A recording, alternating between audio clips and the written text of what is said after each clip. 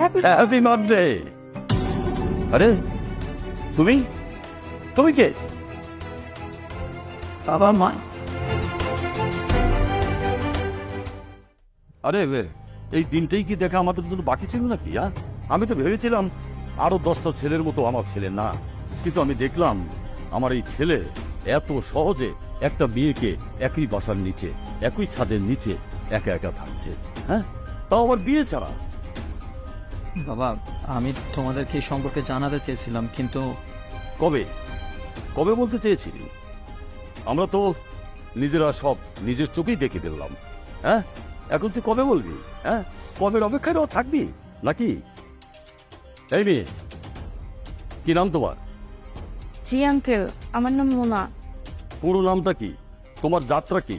তোমার জাত আমাদের জাত না অন্য কোনো জাত? বাবা